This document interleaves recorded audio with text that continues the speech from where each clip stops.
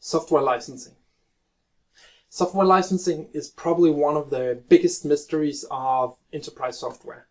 How do you create a fair license that is transparent and enables customers to understand how much they're going to spend?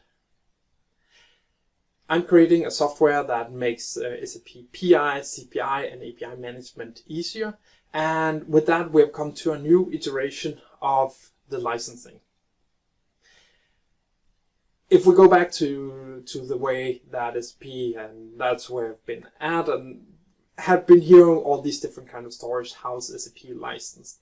I think the first idea I got was that it was licensed per number of users that you have. So for each user, you would pay, I don't know, 1,000, 2,000 euros, and there may be some different categories. And then you would assume that they were in the same ballpark, using the software that were power users and simple users or something like that.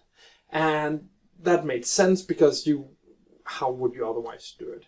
Then you suddenly got EDI or external communication, and then it's a different way of licensing because you want to be able to. They had this indirect licensing sales and challenges, and they wanted to figure out a better model. And they came up with this outcome-based model that allow you for every invoice, finance document, material document you created, you were billed something. I think that makes it a little more simple because you know how many of these documents we processed last year, and this year we'll probably do the same plus 10% or 20%. And it ties really well into the business, so they know every time we're processing an invoice, it will cost us, I don't know, $5. And that seems fair with all the other consequences we have. You can obviously consider whether or not a retail customer versus an aircraft manufacturer, if their invoices are worth the same and how that all works.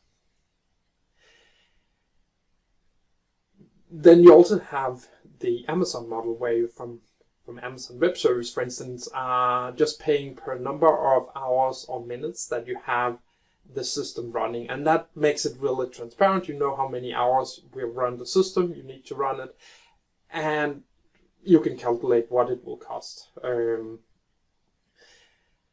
Then there's obviously, if you start doing a scale out and automatic scaling, it becomes more complicated because you don't really know what it is, but you still have a ballpark figure of what it's going to be like. And I think it's also a little towards those two things that we have. So we have two ways of two components in our new license model, just to make it simpler and enable customers to use this both for PI, CPI, and API management. So one is the number of integration objects that you are working on. And for each object that you work on, you would then need to pay a certain amount for being able to document, test, configure, run this specific scenario. Then the other thing, and where we are more focusing on the outcome, is for each ticket. And that's our internal concept. In reality, it's probably more like a Jira service request, ServiceNow incident. So whenever some developers has created a Jira ticket saying, fix this problem, you would create a ticket, fix the mapping, and update it and use the Figaf tool to transport it. And yeah, I think that's the most fair model. And then obviously get into some more discussions about how many objects do we actually have, how many do we want to monitor, and how many tickets do we have, and what's the fair price for a ticket, and what will that cost in our landscape. And obviously that's something I need to figure out what these needs to be, but I think it's at the moment that's the most fair model that I have found. So in the old model we had the number of systems that you had connected, so it needed to be named system. You needed to specify the number of users, and in some organization you sometimes have 5 users, and then you have a project, you have 10-15 users on the system doing development, and then you go back to 5 developers again at the end of the year.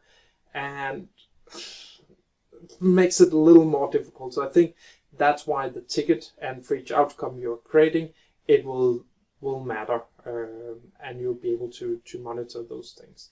So that's what I have currently settled on. If you have any comments, questions, feedback, please put them below. I'd like to hear your take on this.